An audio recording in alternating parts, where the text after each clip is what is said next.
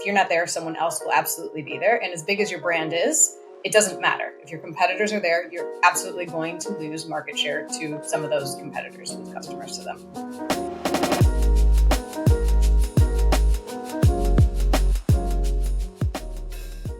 This is our second episode in a row about Google. Last episode was on growing your audience through the free results. This week, we talk about paid advertising on Google. And my guest is Luanne Marek. She's an expert on digital paid media. She spent more than $1 billion on Google. And in our weekly segment with Marty from business.com, we discuss the sleep habits of famous people, McDonald's ad campaigns, and Spotify tattoos.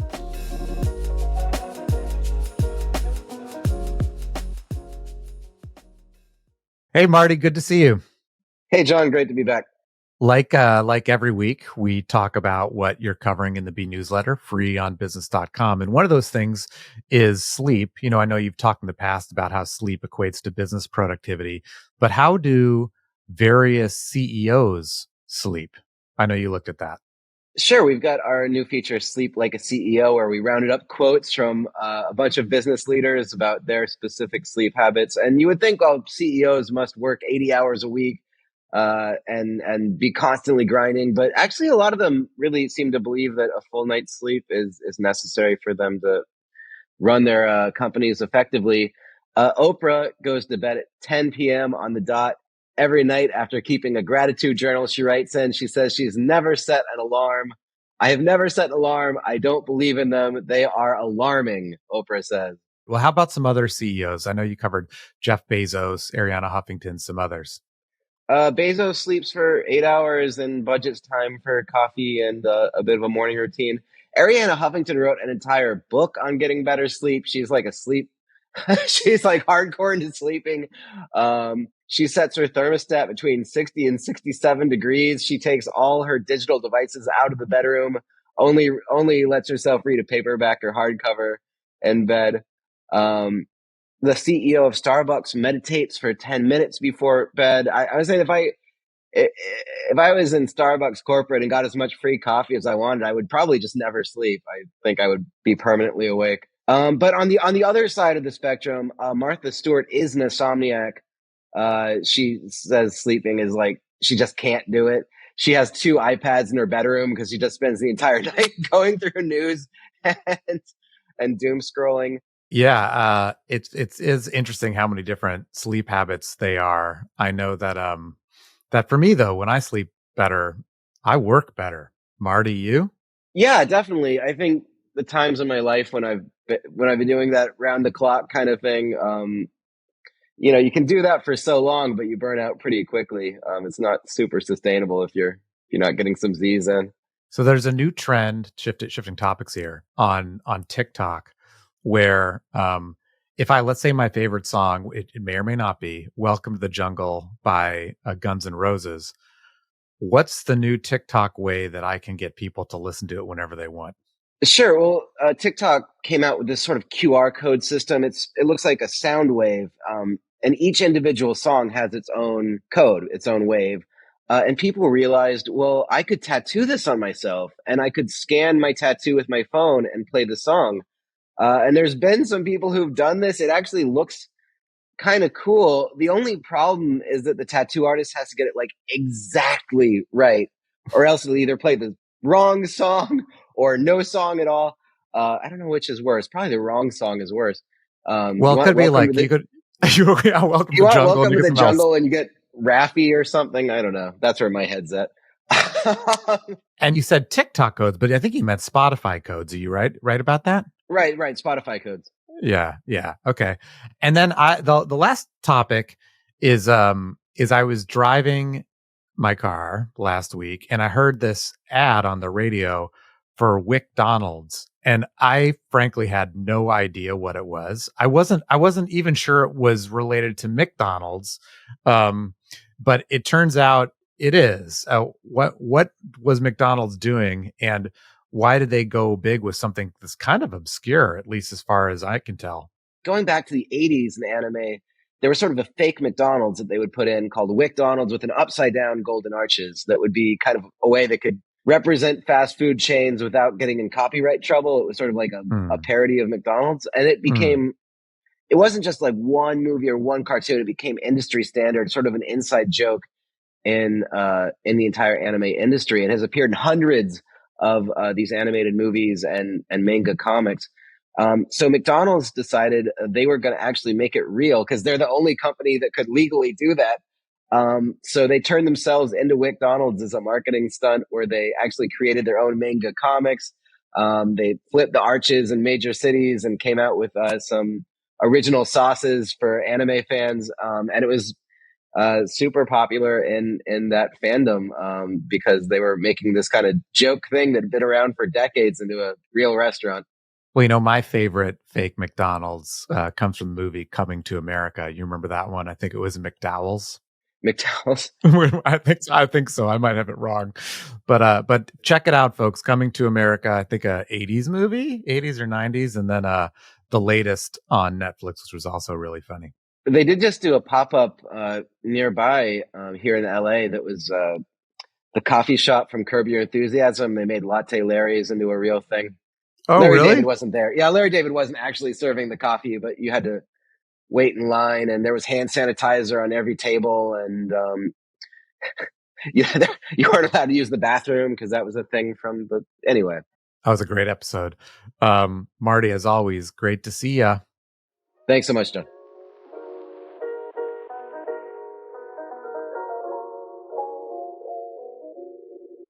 I'm speaking with Luanne Marek today. She's an expert on digital paid media, spent more than $1 billion in digital paid media on Google and other platforms, and talks about media strategy with some of the biggest brands in the US. We're going to talk about paid advertising on Google today, what you should know and where it's headed. Hi, Luanne. How are you? Good to see you. Hi, how are you? Good. So paid advertising on Google, it's been important for 2 decades. It'll be important for the foreseeable future, but in like as simple terms as possible in today's landscape, why do you think it's important and how should brands be thinking about it? So I think as a small brand, it's kind of obvious you want to get your brand out there, right? People don't know who you are.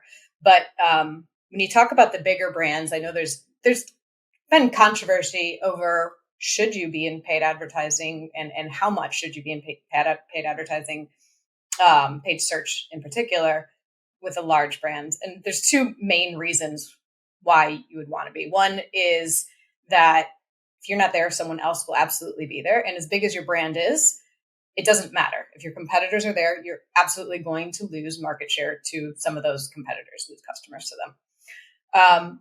And I think the other reason that some don't think about as much is that there's an idea that if you're not in paid, your organic presence is going to pick it up. But usually the organic experience and your paid experience are going to have different priorities and often competing priorities. People, what your organic experience usually is more informational, whereas a paid experience should be very conversion heavy. So if you're expecting all of that traffic just to go into organic, you're likely going to lose conversions because you don't have a very conversion heavy funnel. Yeah, I think about that last part. It would be like sometimes going into an organic experience that's not for conversion might be like walking into a store that has that's unorganized. Yes. That doesn't point you to where you want to go. You're walking to a convenience store, you want to get a 6-pack of beer, that it's not obvious where the beer is, so you leave. That sort of thing. I totally buy that. And also, if you're a large established brand and you have a bunch of competitors, I think they probably like it when you're not in paid advertising, because they can go there and they can sort of say whatever they want. You can't defend yourself. So we've established that, but I want to talk today about some of the bigger and hotter topics going on in Google paid search today. One of those is the role of AI. AI, obviously the biggest buzzword of the last 12 to 24 months. I think Google would say that how they decide how to serve ads has been AI driven since the beginning of time. But I think when we're talking about AI today, I think we're talking about tools to make like campaign creation and stuff on your side a little bit easier. Am I right about that? And how is AI changing the way that companies like us or other companies approach Google Ads? Yes, for sure. And of course, I think AI is being talked about in every industry right now.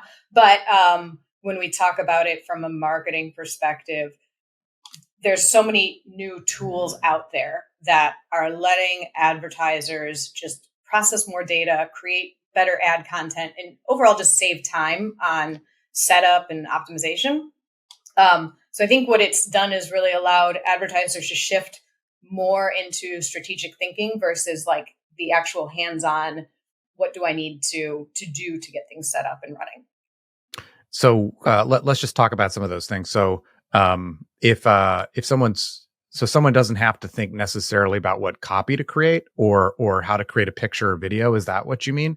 So I think it's more about the strategy of what do you want that copy to how do you want that to resonate with people, and what do you want it to show, and you don't have to spend time creating it.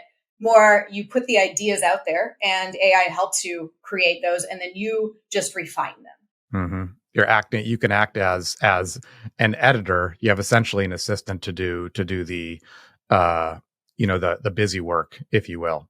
Right. And then also, although Google has used AI to serve its ads, and that was the foundation on which it's built, there are also specific AI based features in Google Ads that change certain parts of it, like how you bid or where the ads might be displayed outside of traditional Google search. Am I right about that? Yeah. So there's been a couple of changes along the way that AI has really become a big part of. One would be, like you said, with bidding. So smart bidding is probably, from what I've seen, been the biggest game changer for any of the accounts that we've run. So before you define that, what's like regular bidding or dumb bidding? So regular, so that'd be called manual bidding. And at the very basic level, you put a keyword in and you say how much you're willing to pay for someone to click on that keyword. Okay. All right. And smart bidding, the difference is you still tell it the keywords, but instead of saying how much you're willing to bid, you tell them how much you would pay for a customer, or how much return on ad spend you want. So the first biggest important piece of this is getting good conversion data into the tool. As long as you're putting good quality data in there, we've seen that the smart bidding that Google offers has by far been better than anything that any other third parties out there offer. I think that there's a lot of third parties that offer some sort of smart bidding, but because Google uses auction time bidding, meaning they're using signals in real time that are coming from users who are searching, they're able to, I think, hit your goals a lot better than any of the other third parties have been able to. Okay. So that's bidding. One follow-up question on that. Like, let's say you're how big or robust does a campaign need to be before you'd recommend smart bidding? Like, let's say I'm trying to sign up someone for a webinar that's a fixed place and time, or I have like a limited time campaign or deal or something like that. How much time does Google need in order for it to figure out how to smart bid? It depends on the volume, obviously, but there's a couple of ways that you can crawl into that. One is you can start with manual bidding, and there's absolutely nothing wrong with starting with manual bidding. You get a good idea of what is out there. The other is they do have other versions like max conversions, where it's just trying to look for as many conversions as possible. It's kind of a good way to start off any smart bidding, and then you can move into like a TCPA or a TROAS after that. TCPA and TROAS meaning? Target cost per acquisition or target return on ad spend. Okay. All right. Roger that. So that's on the bidding side. And then also, Google's ads are not confined to, just Google search. It's YouTube, it's third party sites, it's all over the place. And Google has had products, to advertise on those over the last several years and beyond. But what's changed in that arena, and how has Google evolved that product? So anyone who advertises in Google, I'm sure, has heard the word performance max multiple times, especially from your Google reps. And it is basically their most AI leveraged way to serve ads. And what it does is it allows you to serve ads on multiple platforms and finds, so meaning video, voice, Gmail, all basically any channel that they have available, PMax could serve in those areas. A lot of those sources, like those other sources besides search, have had traditionally lower conversion rates. So a lot of media buyers have stayed away from those because they weren't able to make them profitable. But Performance Max, or PMax as many people call it, allows you to, it's allowed us to find some incrementality within those new channels. I will not say that it's by any means replaced paid search yet. I think that we are finding some good incremental sales that are profitable through there. I think it still has a little bit of ways to go before it's something that would replace search altogether, but it's been interesting to be able to bid into those new categories. Do you need to think about different types of creative for like a Performance Max campaign? Because I'm thinking, if I'm certain types of searches on paid search, I might be like, it's very clear in the search, like I'm gonna buy something. But then when I'm watching a video on YouTube or I'm elsewhere on the internet, I may be in consideration for that product, but I'm not in that same frame of mind. And you need to tease something a little higher up maybe to get me to remember to make that search later. Is that, am I thinking about this right, wrong? You are. I think that you would generally have, I think, different campaigns for when you're looking for someone who, like, PMax is really supposed to be for if you're looking for conversions. There are other campaigns. It's more people who are upper funnel or mid funnel. But the nice thing about PMax is it really does focus on the conversion side of it. Okay, so you can plug in your same smart bidding stuff on the PMax campaigns. Yep. Yeah. Okay. And then how do you think about creative for Performance Max? Because like your traditional Google search ad, it's like 50 words or whatever it is. It's a title and then some other text and then a link. Is it the same deal in PMax, or is it broader than that? Oh, it's much broader in PMax. Yeah, you have to put video assets and image assets. So again, I think that's where AI can help a lot, is help creating what those assets look like versus needing a full creative team to go out and do that for you. Okay. Yeah. And so obviously we've talked about this already, but AI can make you more efficient. It's not perfect. I mean, we've seen the Terminator movies. That stuff can go bad. Like, what are the cons of automation, or some of the challenges, obstacles you need to get past, or certain early learnings that you've had? So the biggest negative I'd say about anything smart bidding and automation in general is when things are going right, they're going really good.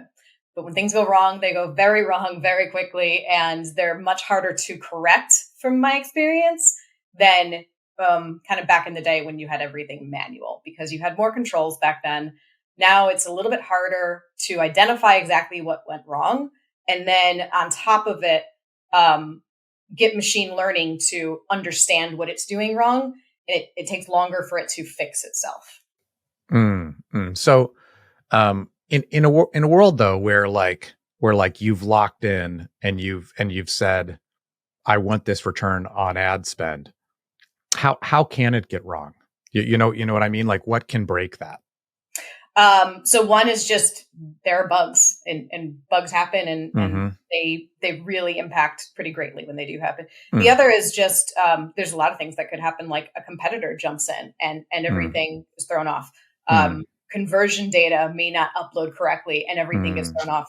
Any little thing that the bidder is taking into account when it's deciding what it's going to do, if something is thrown off by something new coming in, it takes longer to understand what's happening versus if you were in, running manual campaigns, you would say, hey, I know there's a competitor in here. I'm not willing to spend an extra $30,000. So I'm going to pull back a little bit. As I'm sussing all this out, I'm feeling like two big themes, at least for me, come to mind.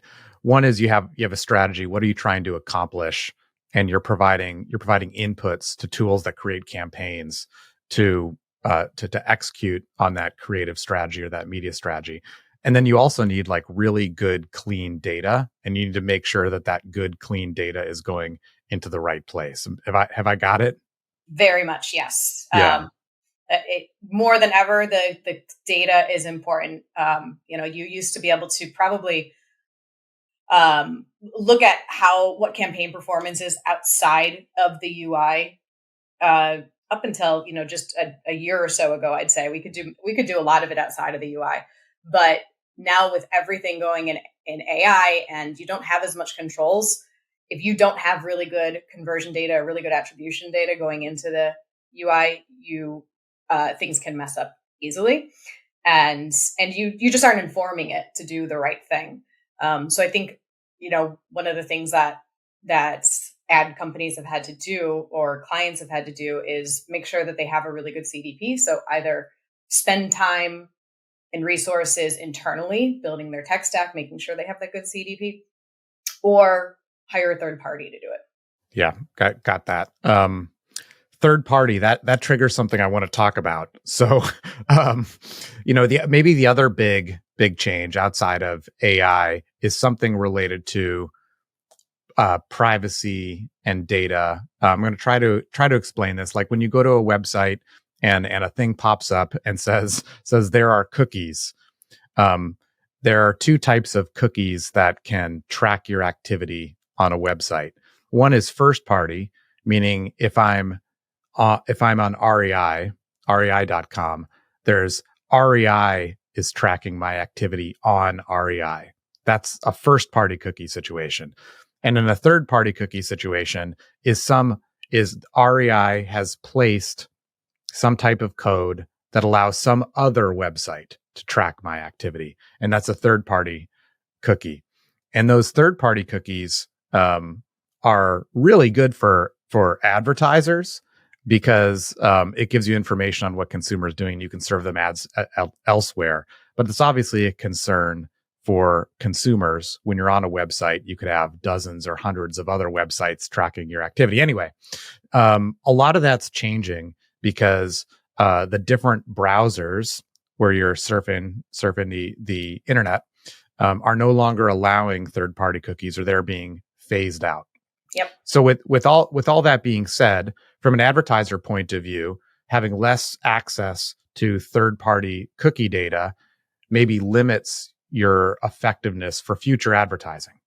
How has this shift impacted Google ad strategies, or has it yet? So I think it's starting to, and I think that all companies are thinking about this and how are they going to work towards it.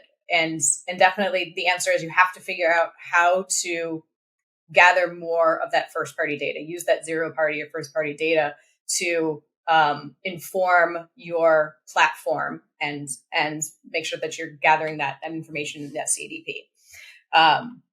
The tool that we use, Dugout, we built this long ago, and we built it knowing that their third party cookies were going to go away at some point. So thankfully, we have like a really good foundation that our engineers have been working towards for quite a while. But I think that there's a lot of others that aren't there yet, and they're trying to figure out what does this new world look like.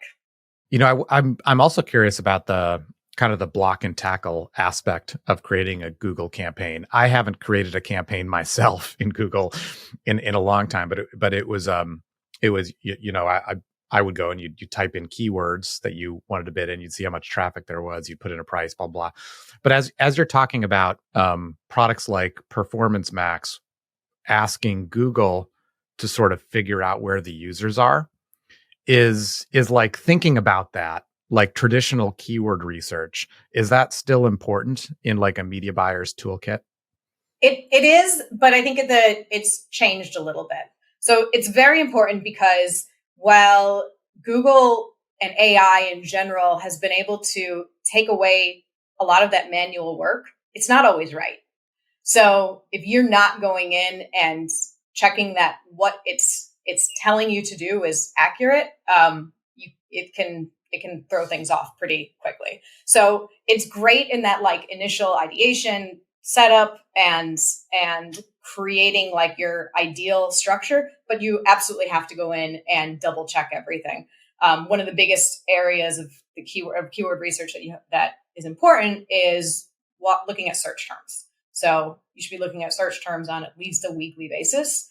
As broad matches become a bigger deal, they are very broadly matching you to things. And while that may be right, sometimes it's your business more than anyone. So there are probably a lot of terms in there that you shouldn't be matching to. So negative matching is really important. And then also just using that data to go in and update keyword structure to make sure that your searches are relevant to what someone is looking for.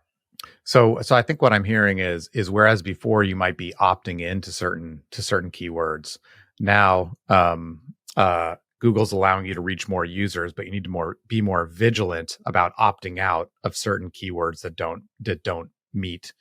Okay, I got it. And then we just had an eclipse this week. I don't know if you went outside and watched it, or if it crossed. Apparently, everyone did, because volume went down across all of our campaigns for about 2 hours. yeah, right. And but I mean, I don't know if any of the businesses that you work on, like the eclipse matters for that, choosing that product. But I was thinking about like search query trends. How do you anticipate those, whether they're short-lived like that, or just changes in how consumers search for stuff? Yeah. So one thing is like always looking at Google Trends to see what's going on, make sure that you're up to date on those. The other is, again, back to that, looking at search terms. One great thing about AI is you used to have to comb through thousands of search terms and determine whether or not they were good quality. But it's there's tools out there that you could get to do this for you. But honestly, what I prefer to do is use AI to comb through that and put my own prompts in there and make sure that I'm getting out of it what I want. Because you can keep refining what those prompts are, get the information that says, these are the right search terms, these are not, and use that to find either trends, things you want to negate. But I tend to be a little less reliant on Google's feedback on these, because you really can't give them very specific feedback on what are you looking for in trends. Whereas if you use your own prompts in AI, you can take that data and find exactly what you're looking for. Also with AI, there's a question I wanted to ask before. I'll jump at it now.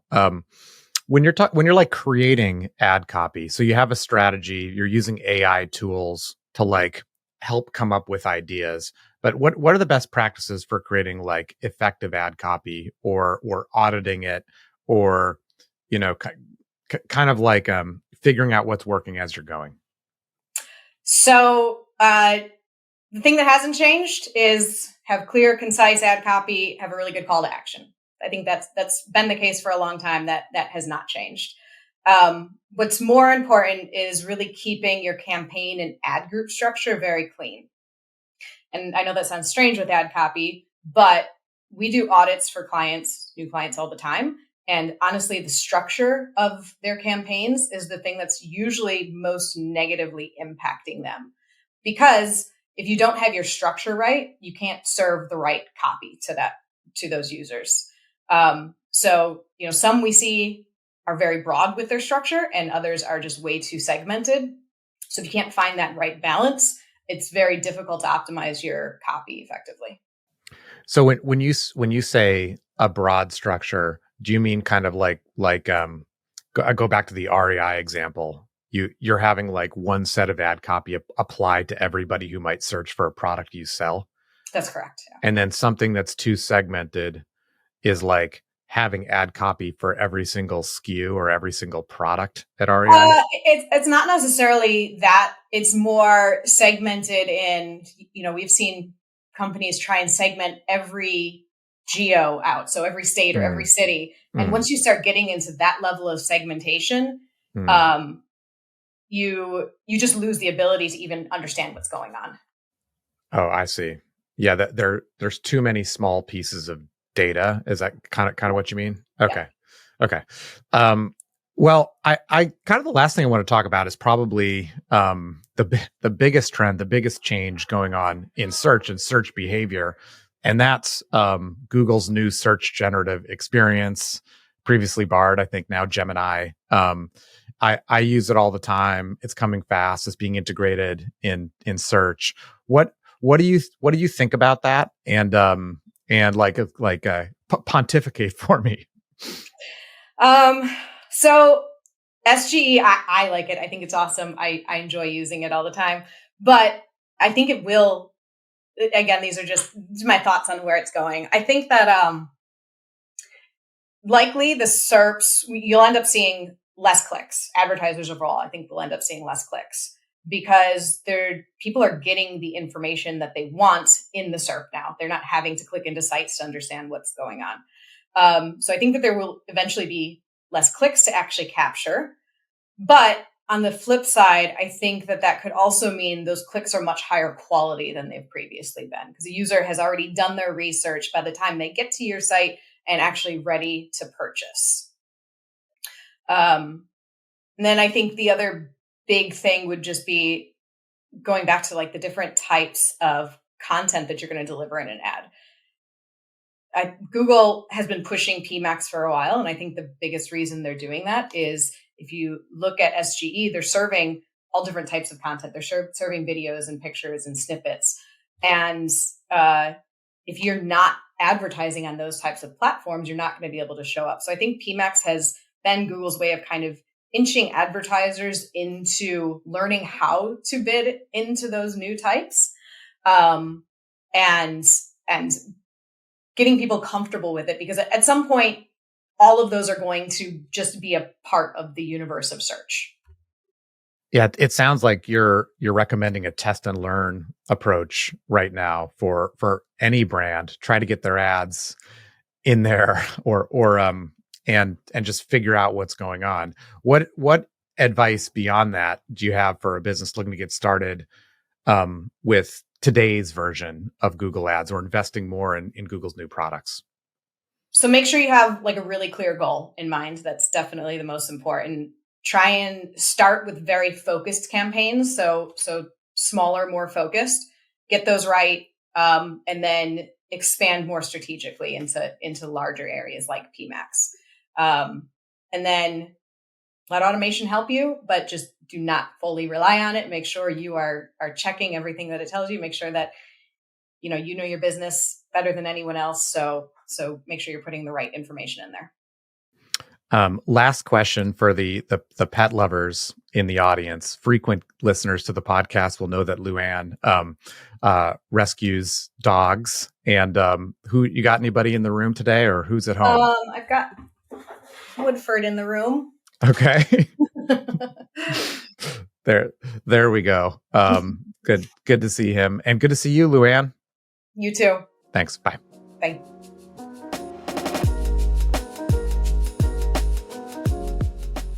Did you know that more than 20 million professionals and business owners visit business.com and Business News Daily? Why?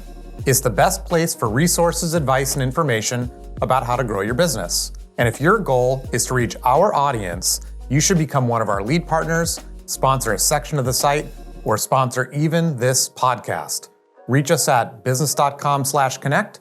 That's business.com/connect.